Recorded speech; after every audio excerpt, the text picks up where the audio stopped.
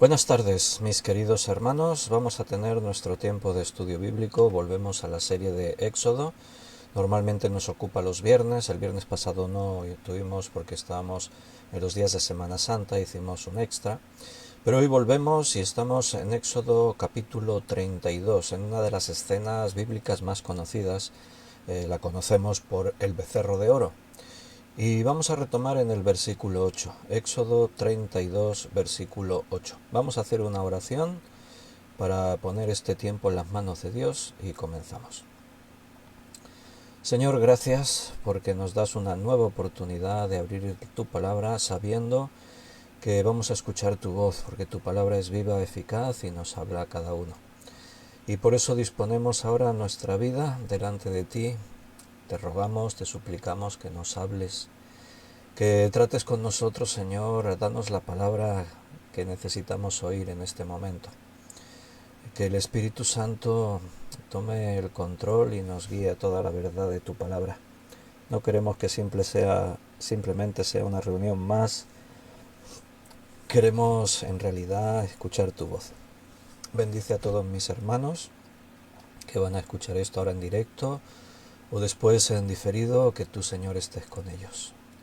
Háblanos, te lo pedimos en el nombre de Jesús. Amén. Bien, mis queridos hermanos, pues estamos en Éxodo capítulo 32, versículo 8. Ahí nos quedamos el último día, así que vamos a recordar. Habíamos estado viendo que Moisés tardaba, dice el texto, pero no es que tardase, es que el pueblo creía que tardaba.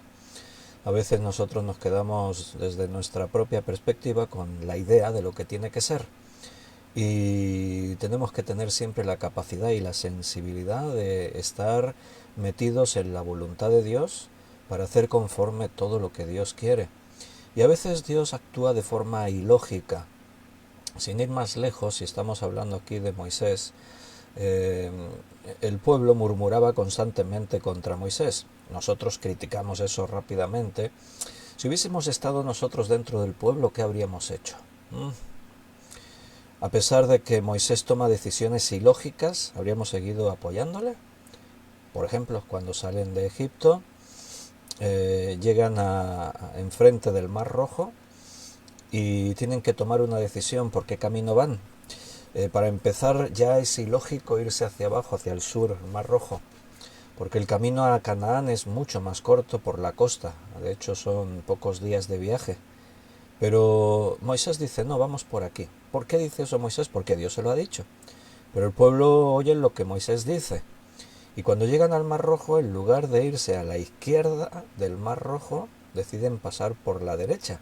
La izquierda tiene abierto todo el camino a Canaán y todo el desierto del Sinaí, pero en la izquierda se quedan encajonados. En un lado tienen Egipto, que de ahí puede venir Faraón con su ejército, y del otro lado tienen el Mar Rojo. O sea, eran las peores decisiones, humanamente hablando, que se podían tomar. Y claro, el pueblo murmuraba y criticaba a Moisés. ¿Qué habríamos hecho nosotros en lugar ahí de estar también dentro del pueblo? A veces hay que hacer un esfuerzo para confiar y creer que esto que tenemos en nuestras manos es la obra de Dios. Y nosotros al fin y al cabo hacemos lo que Dios nos presenta delante. Él produce en nosotros el querer como el hacer. Bueno, pues ahora están ahí, en esta escena en el que el pueblo cree que Moisés está tardando, así que se acercan a Aarón y le dicen, ya no creemos que Moisés vaya a venir, hace ya muchos días que se fue, haznos dioses que vayan delante de nosotros. Y Aarón pues inmediatamente dice, sí, traedme todo el oro que tenéis en vuestras orejas, vuestros zarcillos, traedme el oro, y tomó de ellos el oro, le dio forma con buril y hizo un becerro de fundición. Y aquí dijo Aarón, aquí está, este es Jehová que nos sacó de la tierra de Egipto. Bueno, un montón de desaciertos y de ofensas a Dios. ¿Cómo es posible? Bueno, mira tu propia vida, hermano. Analicemos. Esto quedó escrito para nosotros, para que no nos pase igual. Entonces Dios le dice a Moisés, anda, desciende, porque tu pueblo que sacaste de la tierra de Egipto se ha corrompido. La palabra corromper es muy interesante porque habla de de haberse, así como cuando tú tienes una fruta ahí en el frutero y de pronto te das cuenta que se pudrió, pues así. A eso se refiere, tu pueblo se ha corrompido, están llenos de tinieblas, de porquería, de suciedad, desciende. Y dice en el versículo 8, pronto se han apartado del camino que yo les mandé, se han hecho un becerro de fundición y lo han adorado, y le han ofrecido sacrificios y han dicho, Israel, estos son tus dioses que te sacaron de la tierra de Egipto. Moisés todavía no ha bajado, no sabe eso, pero Dios sí lo sabe, Dios sabe todo, Dios sabe lo que hay en tu corazón, Dios conoce las intenciones. A veces nos hacemos los locos y creemos que podemos engañar a Dios y actuamos con malas intenciones, con malicias, con actitudes que no edifican la iglesia. Siempre tienes que analizar si tus obras son para bendecir a los que te rodean o son para maldecir. Siempre tienes que ver si lo que tú haces edifica o destruye. Siempre tienes que ver si estás juntando con Jesús o estás desparramando. Eso es lo que tenemos que observar siempre. Porque por mucho que yo me intente justificar a mí mismo, mis obras son las que están dando un fruto y eso es lo que me tengo que fijar. Dios llamó a Israel tu pueblo. No dijo mi pueblo. Siempre me ha resultado interesante eso, ¿no? O sea, es un sentido, es tu pueblo, como que ellos pertenecen a Moisés y no a Dios. ¿Qué quiere decir Dios con eso? Está sugiriendo Dios a Moisés que él está rechazando a su pueblo. Está diciendo que este pueblo ya no es mío, ahora te toca a ti tratar con él. Me han rechazado, pronto me han rechazado, se han vuelto de espaldas a mí. Pronto se han apartado, dice ahí en el versículo 8. Bueno, ellos no esperaron mucho para andar en su propio camino idólatra y pecaminoso. Apenas 40 días, eso es pronto. Acaban de ver las maravillas de Dios, las plagas de Egipto, el mar rojo que se abre. Han visto, hasta este momento han visto los milagros de Dios a diario, el maná, el agua, cuando Dios los ha librado de sus enemigos. Y unos pocos días que Moisés no está en el Sinaí. Ellos saben dónde se ha ido Moisés, se ha ido al Sinaí. Y ya se han apartado de Dios. Esto es una gran advertencia para nosotros, hermano. No vivas del ayer, vive del hoy, del presente. Hoy, este es el día que ha hecho el Señor. Hoy las decisiones que tomamos son lo que determinan nuestra vida y el futuro. Así que tenemos siempre que vivir alerta, siempre estar atentos a cómo caminamos delante de Dios. Acuérdate de Salomón, ese personaje que hemos estudiado hace poco, y qué buen comienzo que tuvo, y cómo un poquito se desvió, otro poquito se desvió, se fue olvidando de su propósito con el que pidió la sabiduría, se empezó a ocupar en otras cosas, de pronto no parecía que eso fuese malo, y terminó dándole la espalda a Dios y adorando a otros dioses, levantando templos y altares a otros dioses. Y por lo tanto terminó desechado de Dios. Sigo ahí en Éxodo 32, versículo 9 y 10. Dijo más Jehová a Moisés, yo he visto a este pueblo, que por cierto es pueblo de dura cerviz. Ahora pues déjame que se encienda mi ira en ellos y los consuma. Y de ti yo haré una nación grande. ¡Wow! ¿Se esperaba Moisés escuchar eso? Entonces ahora entiendes el contexto. Cuando Dios dice tu pueblo, Dios está mostrando, me han dejado a mí. Dios no desecha a nadie. Dios respeta nuestras decisiones. Dios no te empuja al abismo. Dios respeta a veces que tú decidas tirarte al abismo, porque Él nos ha hecho libres. El problema es que cuando te tiras al abismo le echas la culpa a Dios. Dices, ay, ¿por qué Dios permitió que me pase esto a mí? Nuestras malas decisiones nos llevan al sufrimiento, nos llevan a veces a experimentar tragedias en nuestra vida. Cuando nos alejamos de Dios, las cosas ya no van como Dios había planeado, porque Él respeta nuestras decisiones. Yo he visto a este pueblo, y dice que por cierto, es de dura cerviz. O sea, Dios habla utilizando siempre ese lenguaje antropomórfico, o sea, un lenguaje humano aplicado a la divinidad, a Dios. Es como si él ya ha tenido bastante. Mira, ya he visto suficiente. Es como decir, basta.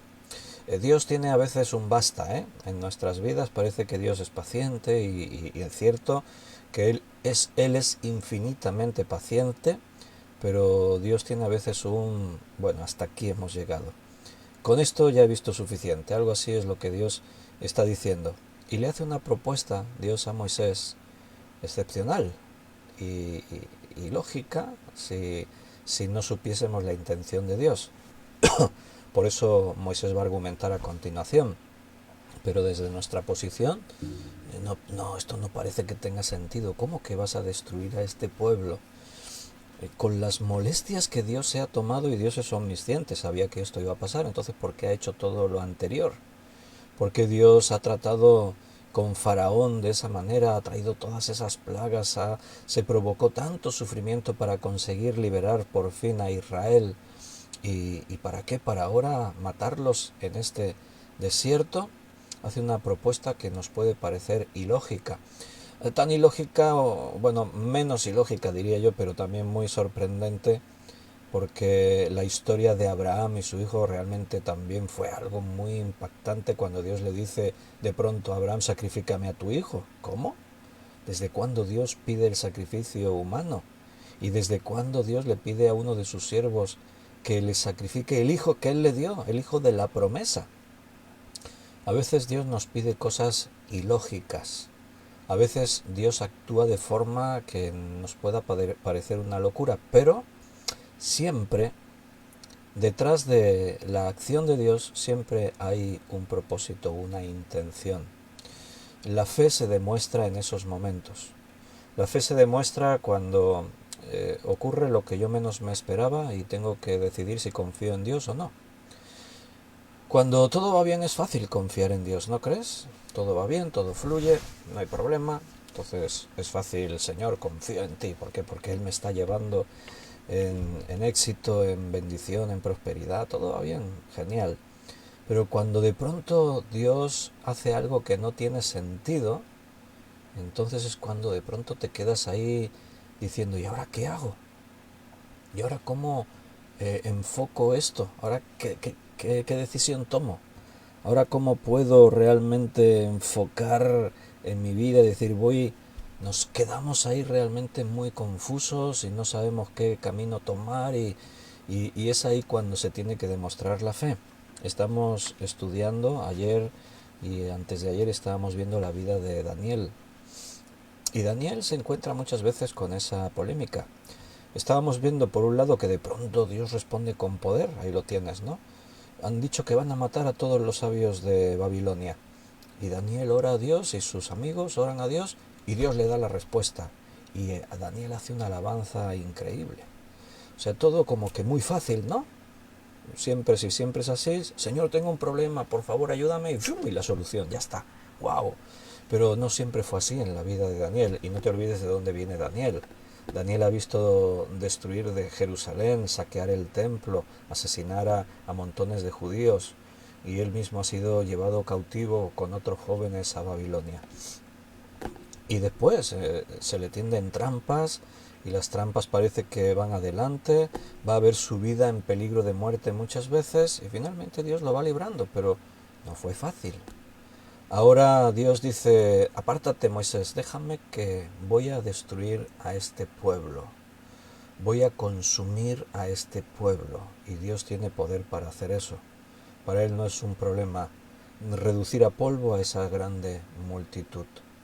Son de dura cerviz, déjame que se encienda mi ira contra ellos. Lo peor que puede ocurrir a una persona en este mundo es que la ira de Dios vaya contra ti.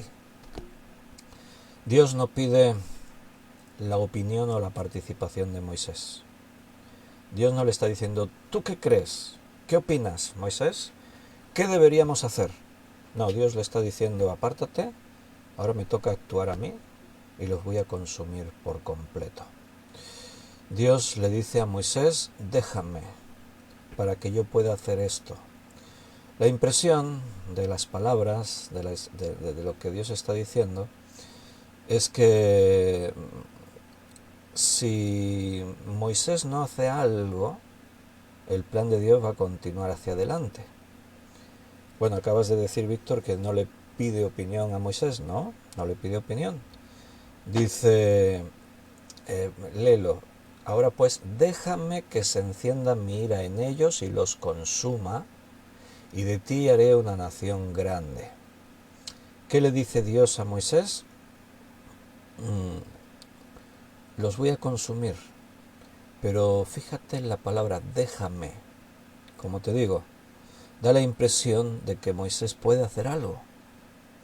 Y si no te dejo, déjame que los consuma.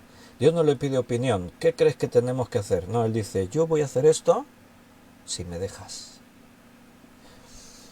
¿Le está pidiendo Dios permiso a Moisés? Podría parecerlo, pero no. Claro, conocemos a Dios y conocemos a Moisés y conocemos la escena, la situación. Lo que Dios está diciendo, y si leyésemos hebreo esto nos iba a quedar muchísimo más claro, lo que Dios le está diciendo es, está en tu mano. Yo te puedo poner sobre un pueblo mejor y consumir a este, o ¿tú qué crees? O sea, ¿qué hago? Déjame que haga, déjame que actúe. Nosotros sabemos, y porque la Biblia nos enseña eso, que Dios está probando a Moisés. Pero el que está obrando mal es el pueblo, porque Dios no va y prueba al pueblo. Porque Moisés tiene que saber hasta dónde él está dispuesto a llegar. Si Moisés en este instante, él ha escuchado una oración de Dios, no demasiado larga, una frase. Pero en esa frase destaca algo. Yo haré de ti una nación grande. O sea, déjame que destruya este pueblo y a ti te ponga sobre un pueblo muchísimo mejor, más grande que este.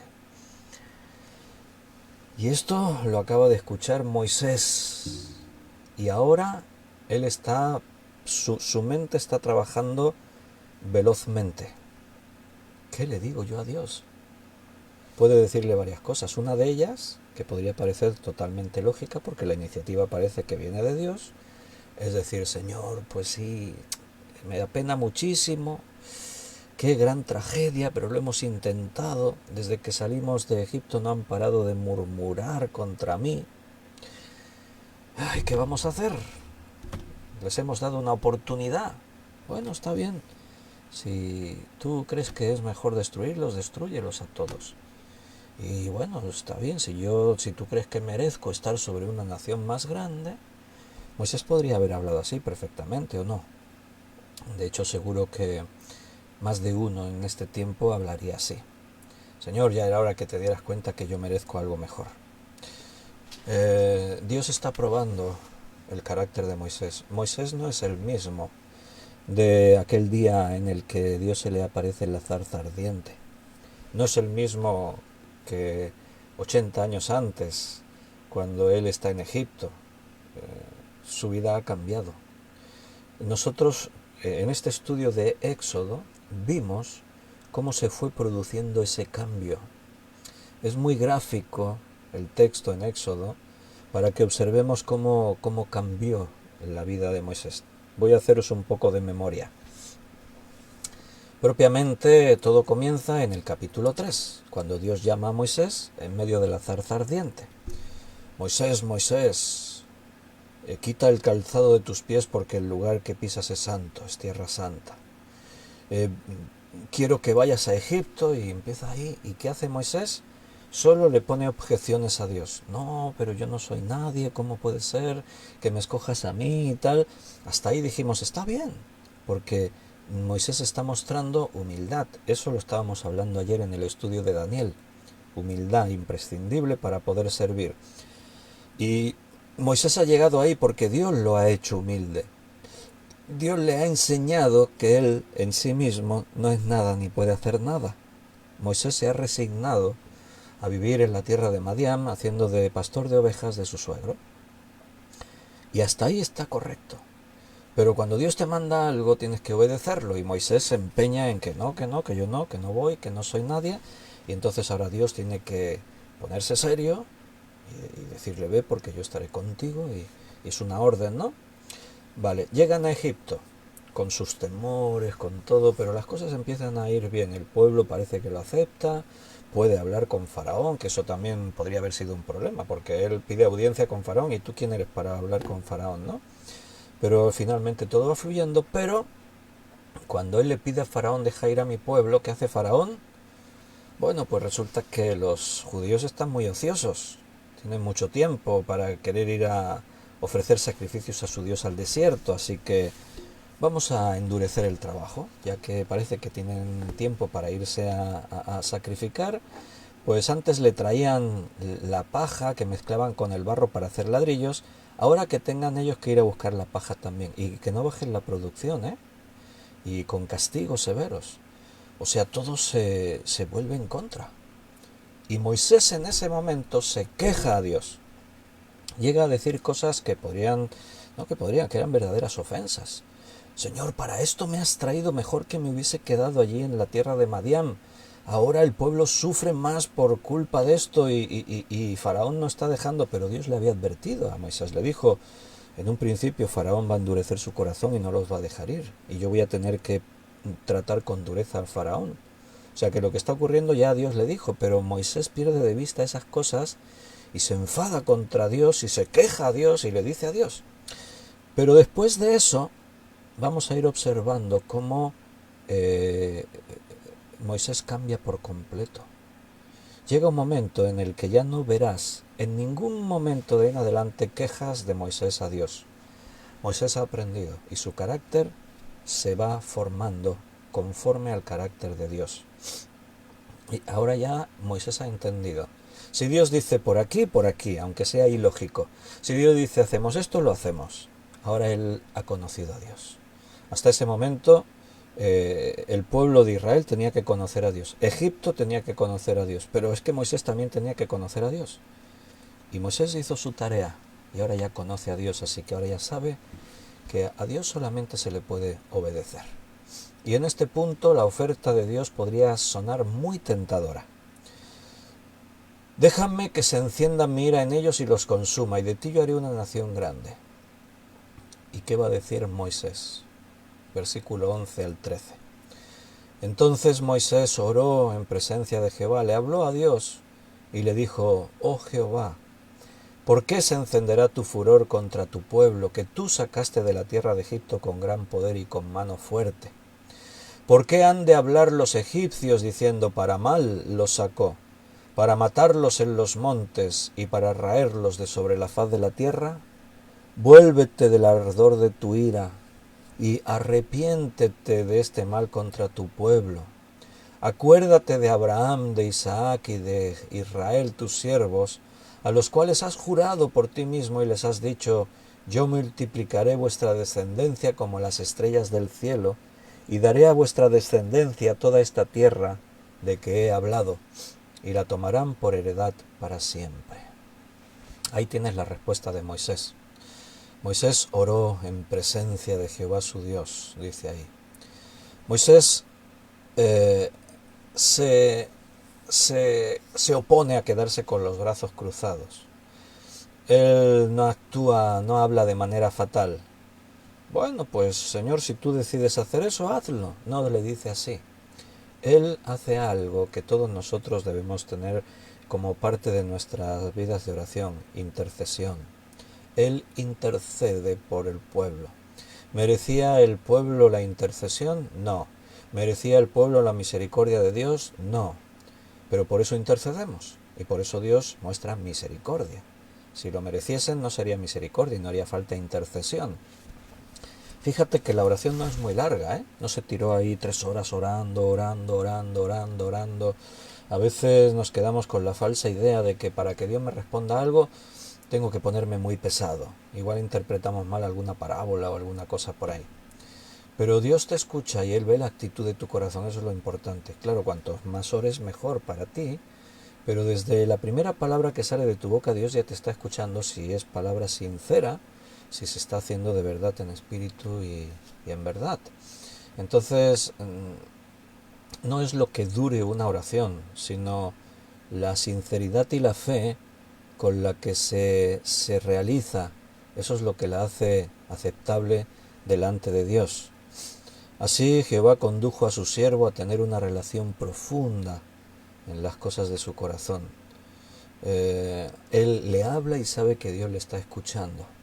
Dios busca esas relaciones especiales con nosotros, relaciones íntimas, especiales, que tú puedas conversar así.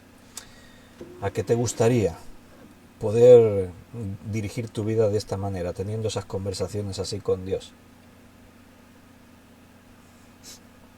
En los diversos momentos de la vida donde tenemos grandes dilemas y no sabemos qué camino tomar, ¿a qué te gustaría poder decir, Señor, qué hago? ¿Así o así? Y que Dios dijese, hazlo así. Señor, ¿qué camino tomo? ¿Este o aquel? No, toma aquel. ¿A qué te gustaría? Bueno, pero es que entra en juego la fe y tenemos su palabra que nos habla. Entonces Dios se comunica con nosotros así. La relación no tiene que ser distinta a esta, solo que el método es diferente. Ahora el Señor espera confianza, fe y que tú sepas esperar en Él. Que sepas estar ahí delante de Dios detenido y dejando que Él esté guiando todo lo que Él quiere hacer en tu vida. Ahora, ¿qué dijo antes Dios a Moisés? ¿Has visto tu pueblo? Y ahora que dice Moisés a Dios, tu pueblo que tú sacaste. O sea, es como decir, sí, es mi pueblo, pero también es el tuyo. O sea, Moisés no está tentando a Dios ni le está contradiciendo, está intercediendo, está apelando a Dios mismo. ¿A quién puedes apelar sino a Dios? ¿A quién puedes tomar por testigo sino a Dios mismo? Está buscando los argumentos para que Dios no destruya al pueblo. Y hay argumentos. Tu pueblo que tú sacaste de la tierra de Egipto, es como decir, si hiciste esto, ¿por qué ahora los destruirías? En su oración Moisés regresa el pueblo a Dios. Antes Dios se lo dejó en sus manos, tu pueblo, ahora Moisés se lo regresa a él. No, es tu pueblo. Ellos te pertenecen a ti, no a mí. Yo no voy a ser el Dios de este pueblo. Solo tú puedes hacer eso. ¿Te das cuenta cómo Dios está probando a Moisés? Moisés se podía haber creído algo. Seguro que has leído cuando dice que Moisés era el hombre más manso de toda la tierra. Mansedumbre, humildad. Ayer hablábamos de Moisés, hablábamos de Josué. Cuando veíamos la humildad de Daniel, comparamos la humildad de David también, de estos personajes bíblicos. En todos los personajes que Dios utilizó con poder, siempre vas a ver que la humildad sobresale. Si no hay humildad, Dios no puede actuar. Y aunque hemos dicho, Moisés ya ha cambiado, no es el Moisés de Éxodo capítulo 3, pero aún parece que tiene que cambiar más cosas porque le queda por delante muchos años en los que va a tener que tener mucha paciencia con este pueblo. Así que Dios quiere que Moisés tome la decisión. Moisés, ¿estás dispuesto a tratar con este pueblo de dura cerviz?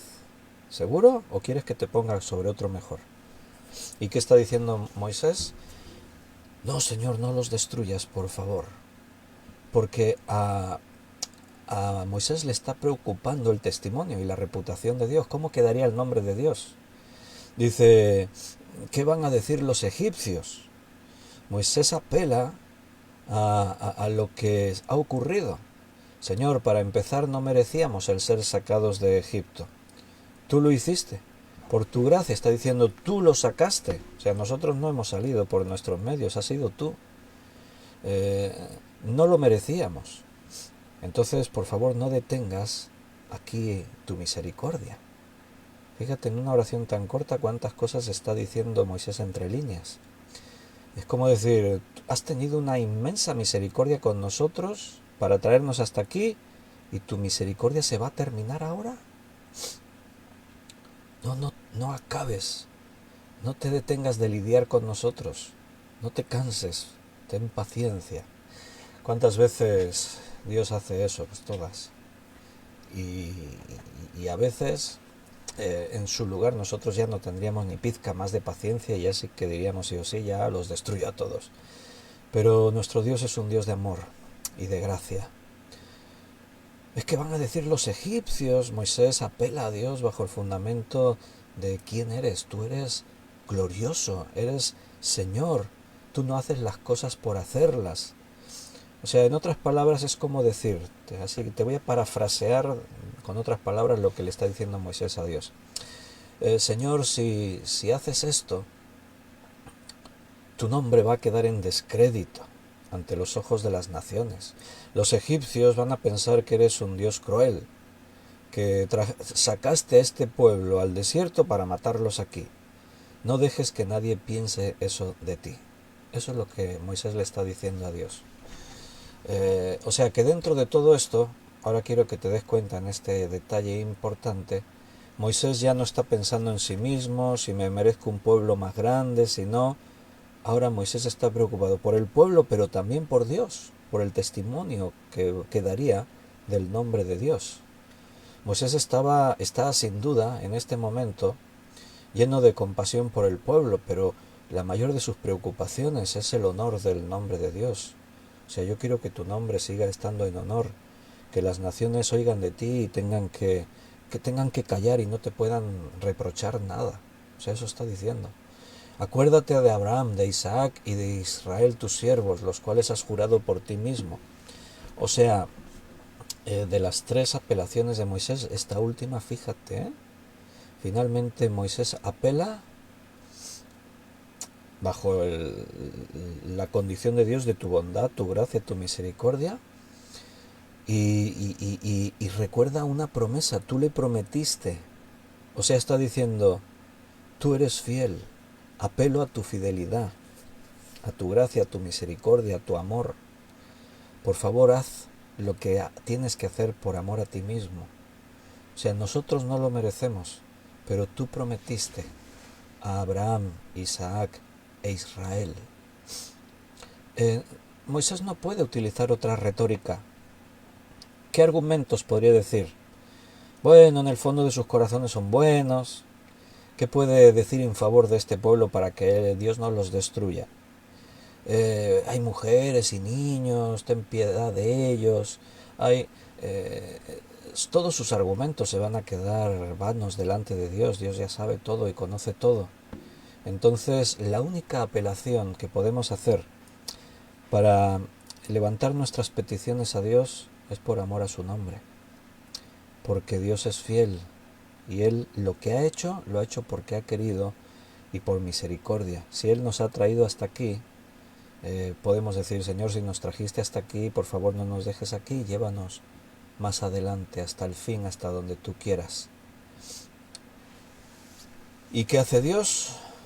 Bueno, se arrepintió de su ira. Antes Moisés le ha dicho, arrepiéntete de este mal que contra tu pueblo. Y ahora en el versículo 14 dice, entonces Jehová se arrepintió del mal que dijo que había de hacer a su pueblo. Y aquí surge esa gran pregunta. ¿Entonces Dios se arrepiente? Pues no había leído yo en algún lugar de la Biblia que dice que Dios no miente, ni se arrepiente, ni muda, ni cambia, es el mismo ayer, hoy, por los siglos, sus decisiones son las que son y... Pues claro que hemos leído eso. Teología es eso, estudiar el carácter de Dios y vamos a ver eso, que Dios lo sabe todo por anticipado y que Él es soberano, sus decisiones no las va a cambiar, Él lo que decide es lo que hace. Entonces, ¿cómo explicamos esto?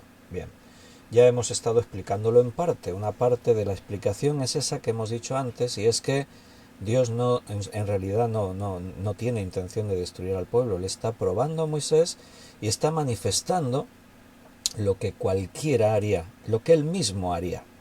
Si él se basa solamente en el sentido de la justicia, destruiría a Israel. Pero Dios es amor, y el amor de Dios no se puede contemplar al margen de su justicia, igual que su justicia no se puede contemplar al margen de su amor. Amor y justicia en Dios van íntimamente de la mano, están unidos, forman una sola cosa. Entonces, eso para empezar. No es que Dios había decidido voy a destruirlos y ahora dice, bueno, me lo pienso mejor, no los voy a destruir. No, no es eso. Dios está probando a Moisés. ¿Por qué usa la palabra arrepintió? Lo hemos dicho antes, esto es un antropomorfismo. Lo dice en diferentes lugares de la Biblia. En los tiempos de Noé, dice que Dios se arrepintió de haber creado al hombre y decidió destruirlo con un diluvio.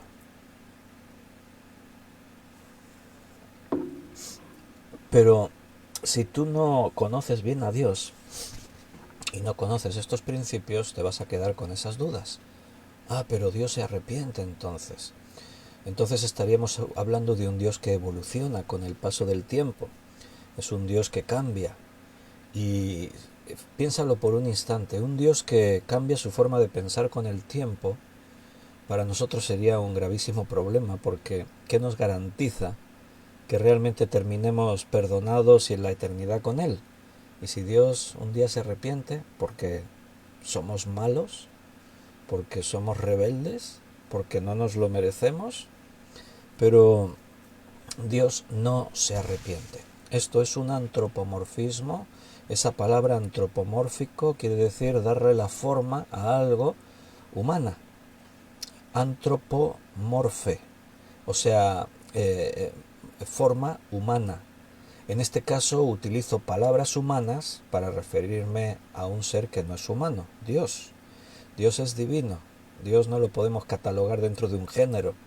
¿Qué género ponemos a Dios? ¿Hombre? ¿Persona?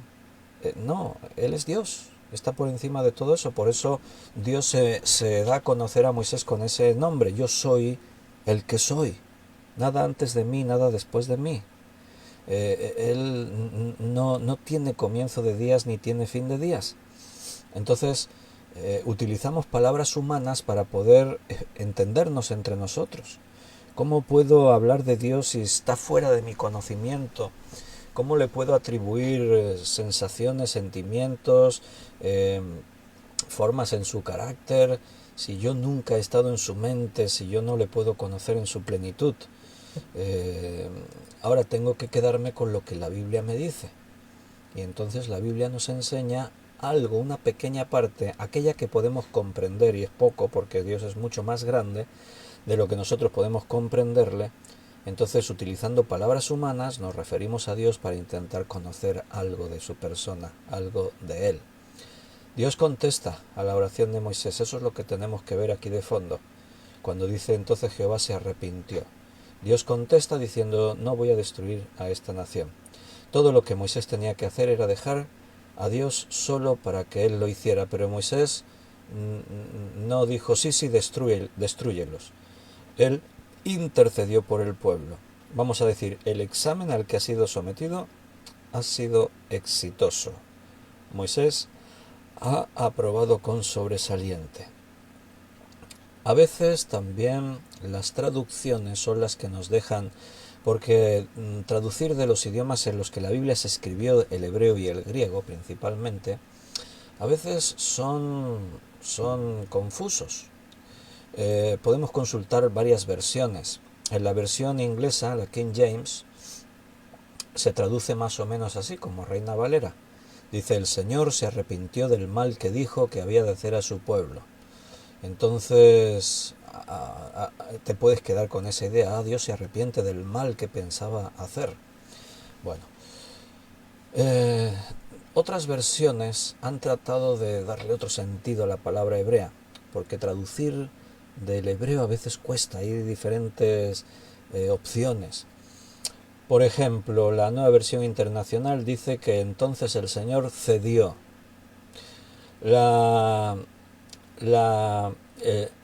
El Nuevo Estándar Bíblico Americano, otra versión, dice, entonces el Señor cambió de parecer en cuanto al mal que Él había dicho que Él haría a su pueblo. Cambió de parecer. La Biblia, la Septuaginta, lo traduce, el Señor se movió a compasión para salvar a su pueblo. O sea, es complejo, o sea, ¿cómo traducimos? Pero recuerda, el problema principal aquí es que tú te quedes solo con una declaración y de ahí saques conclusiones en cuanto a lo que Dios es. Dios es inmenso, es infinito, se sale de nuestra comprensión. Con unas pocas palabras no podemos describirle. Nosotros decimos estudio teología, eso es una gran pretensión, demasiado grande, porque por mucho que tú estudies a Dios, nunca vas a llegar a conocerle en su plenitud. Podemos estudiar lo que Dios ha dado a conocer de sí mismo. Entonces, se utiliza un lenguaje humano para referirse a Dios. Y cuando tú conoces a Dios y lees, entonces Jehová se arrepintió, estás entendiendo. Estás entendiendo, ¿no? Que Dios dice, ahí va a hacer esto, pero espérate, déjame que piense un poco. Bueno, no lo voy a hacer, venga, me arrepiento. No, simplemente tú estás diciendo, Dios está probando a Moisés y le está hablando a Moisés, y entonces el texto, para ver que Dios, después de que le probó, no va a hacer lo que dijo, va a hacer otra cosa, y entonces tenemos todo ese lenguaje que a nosotros nos puede resultar complejo. Nos tenemos que quedar con las declaraciones que la Biblia hace directamente del carácter de Dios. Por ejemplo, cuando tú lees en la Escritura, Dios es amor, ahí no tienes que interpretar nada. Eso no es antropomorfismo, eso es literal, Dios es amor. No dice Dios tiene amor, no dice que sale amor de Dios, no, Él es amor. Cuando la Biblia dice Dios es todopoderoso, ¿qué quiere decir? Que todo lo puede. No interpretes, eso es literal. Cuando la Biblia dice Dios es omnisciente, ¿entiendes? Cuando Dios dice eso en la Biblia, directamente del carácter de Dios tienes que entender. Cuando la Biblia describe su carácter. Si la Biblia dice, mira, te voy a leer Números 23:19, cita importante, apúntatela, texto importante, Números 23:19. Dios no es hombre para que mienta, ni hijo de hombre para que se arrepienta. Él dijo y no hará, habló y no lo ejecutará. O sea, que dice ahí que Dios ni miente ni se arrepiente. Entonces ahí está hablando de su carácter. Y tú te tienes que quedar con estas declaraciones. Si en otro lugar dice Dios se arrepintió, dices esto hay que interpretarlo de alguna forma. ¿Por qué? Porque yo sé que la Biblia dice que Él no se arrepiente. ¿Me explico? Eso es lo importante.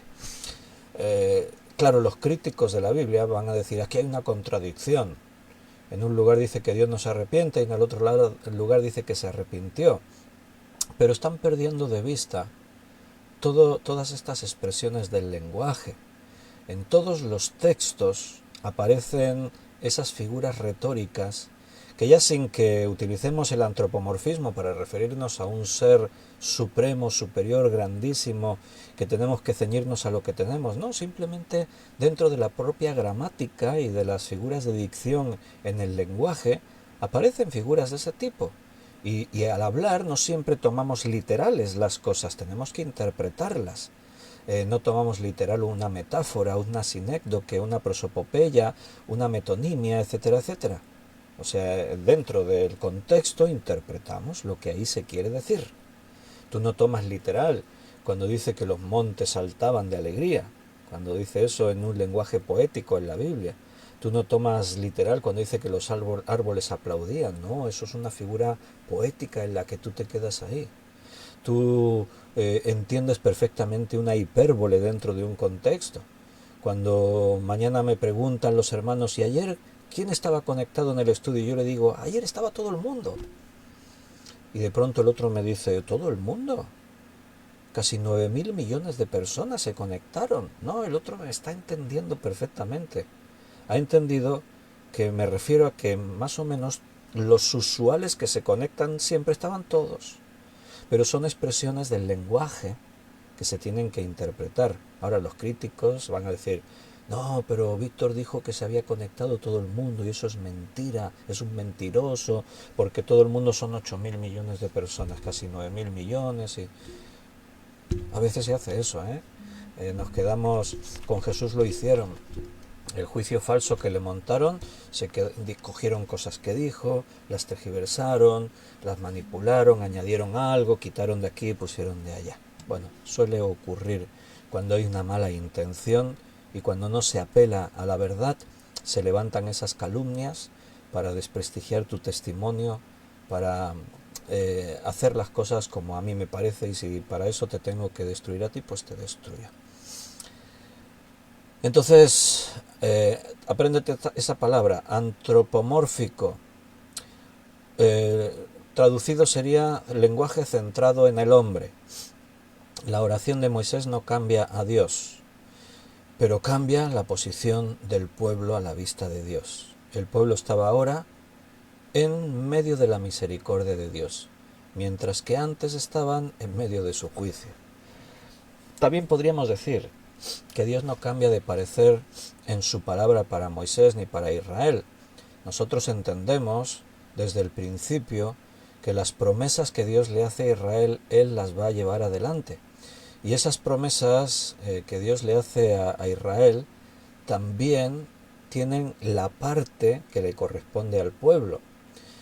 ¿Te acuerdas que una y otra vez los profetas vienen a Israel y le advierten: si no permanecéis fieles delante de mí, seréis llevados cautivos, seréis destruidos?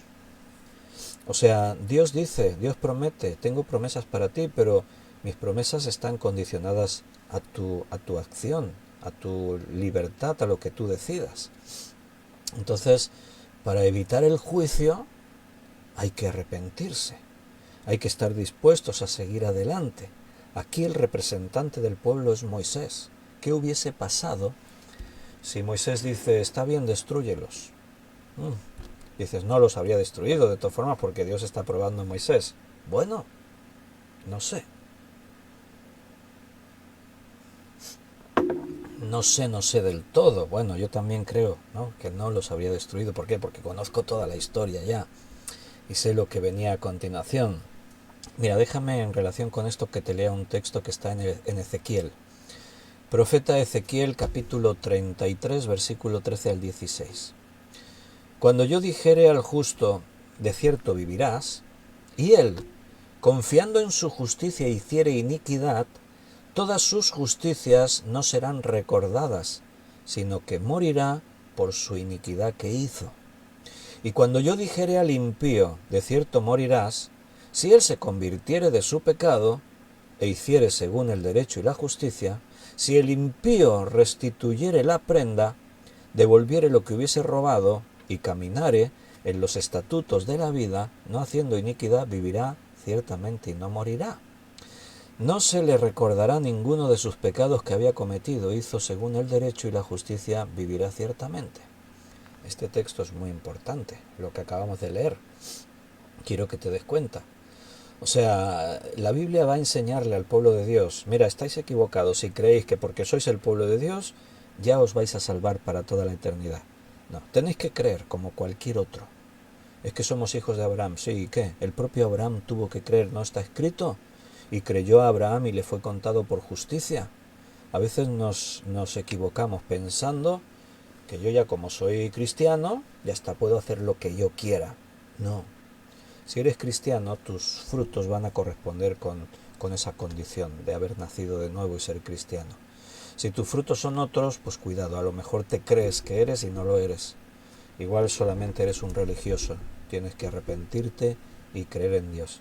O sea, lo que está diciendo este texto de Ezequiel 33, del 13 al 16, es que si Dios le dice a un justo: tú vas a vivir, pero el justo de pronto vive en pecado, menosprecia a Dios, le da la espalda a Dios, entonces va a morir por su iniquidad. Es lo que le pasó a Israel. Dios le hizo promesas a Israel, les prometió vida abundante, les prometió su presencia en medio de ellos. Pero ¿te acuerdas que eso estaba condicionado? Si haces mi palabra, si andas en ella y si la obedeces, si la llevas a las obras. Y a veces perdemos eso de vista. Por el contrario, si yo le dijera al impío: de cierto morirás, pero él se convierte en su pecado, entonces vivirá. ¿Qué le pasó a Nínive? Jonás, ves y les adviertes: si no se arrepienten, serán destruidos. Y él va, les predica, y ¿qué hace Nínive? Se arrepiente. ¿Y qué hace Dios? Los perdona. Claro, Dios es omnisciente, sabe todo lo que iba a ocurrir, pero eso ya no nos corresponde a nosotros. A mí me costaría tomar decisiones si conozco el futuro. Dios no, Dios actúa en base a su fidelidad, su integridad, su omnisciencia, su soberanía, etcétera, etcétera. Algunos se pueden atrancar aquí donde estamos. Yo intento que no sea tu caso.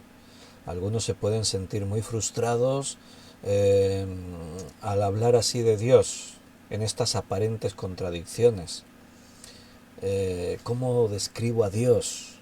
Bueno, Spurgeon decía, te voy a leer unas palabras literales de uno de sus sermones. Él decía sobre este texto: yo supongo que yo no necesito decir que este versículo habla tras la manera del hombre. El hablar de Dios a la manera de Dios está solamente reservado para Él mismo, y los hombres mortales no podrían comprender tal manera de hablar.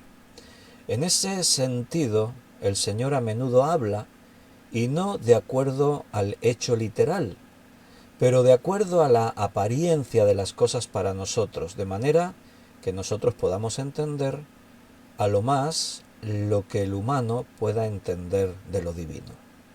Bueno, otra forma de explicarlo, ¿no? Pero estamos hablando de lo mismo. El caso, y es a donde vamos.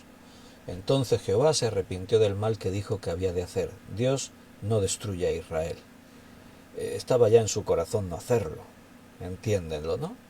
Él sabía que no iba a destruir a Israel, pero Moisés no lo sabía. Y él está probando de una forma deliberada a Moisés. Y también de alguna forma indirecta le está advirtiendo a Israel, cuidado con lo que hacéis, porque podríais ser destruidos. Ahí están esas dos enseñanzas, esos dos principios. Moisés ora de la manera que Dios quería que lo hiciera. Y Dios sabía, pero él está probándolo. Ahora Moisés ha tomado una decisión. Estoy dispuesto a conducir este pueblo, aunque más de una vez me tenga que echar las manos a la cabeza y decir, ¿por qué no le diría a Dios que los destruyese? Bueno, no podemos pensar que Moisés, a través de esta oración, altera el propósito de Dios, sino que lo que está haciendo con esta oración es contribuir a que el propósito de Dios continúe adelante. Moisés nunca fue más como Dios en momentos así, ya que él iba a compartir el mismo sentir de Dios. Moisés va a venir con esos problemas a Dios. Mira este pueblo, Señor, ¿qué hacemos con él? Pero el asunto ya queda zanjado. Allí en Números vamos a ver cosas muy similares y algunos dirán, mira, aquí otra vez, pero hay matices distintos. Ya llegaremos a todo eso. Están viviendo en el antiguo pacto, las condiciones pueden cambiar algo de cómo nosotros vivimos. Nuestra forma de entender y ver esa relación con Dios ahora es desde la perspectiva como hijos, si realmente has nacido de nuevo. Una cosa es el que se llama iglesia y es una religión, y otra cosa es la verdadera iglesia, los nacidos de nuevo. O sea, nosotros, bajo este nuevo pacto, no es que tengamos más privilegio que otros en otro tiempo, pero sí que tenemos cosas que algunos no tenían. Ahora nosotros se nos llama hijos, y la Biblia dice que Dios al que ama disciplina y azota a todo aquel que tiene por hijo. O sea, no dice, y si un hijo se rebela, Dios lo destruirá. No dice eso. Ahora Dios nos trata como hijos. Y tenemos nuestra oración, así como la oración de Moisés, que él puede levantar a Dios, nuestra oración también. Pero ahora oramos en el nombre de Jesús. O sea, lo que le pedimos a Dios ya no es por derecho propio, es porque apelamos al amor de Dios, lo que Él ha dicho que hace, lo que Él ha hecho. Entonces venimos ante Dios con temor reverente, pero sabiendo que podemos entrar confiadamente al trono de la gracia. Bien, nos vamos a detener ahí porque veo que se nos ha hecho la hora y nos vamos a despedir por hoy. El próximo día que volvamos a Éxodo, si Dios quiere el viernes próximo, pues vamos a seguir de este versículo 15 en adelante. Cuando os pregunte dónde estamos, tenéis que decir Éxodo 32:15. Ah, no, que eso es los martes con Primera de Juan. Bueno, también os podría preguntar aquí. Lo que pasa es que no estamos así cara a cara y no sé si me responden o no. Queridos hermanos, nos despedimos. Algunos nos vamos a ver ahora después en el seminario. Comenzamos materia, epístolas paulinas, parte 1, o sea, ahí estudiamos Colosenses, Tesalonicenses, etcétera, algunas de esas cartas. Y nosotros con esto de los estudios bíblicos diarios, pues mañana sábado, si Dios quiere, 9 de la noche, otra vez nos conectamos en directo y seguimos adelante. No sé si he estado en directo, aparte de Facebook, en YouTube, porque yo le di a iniciar transmisión y aquí en mi pantalla no se quedó ahí la cosa dando vueltas y no sé si ha salido el directo o no, no lo sé. Porque claro, una vez que yo inicio el directo, ni sé ahí estos datos técnicos. Pero en Facebook sí, hemos estado juntos ahí unos poquitos y mando un abrazo a los que lo vean en diferido. Hermanos, que Dios te bendiga y hasta mañana si Dios quiere.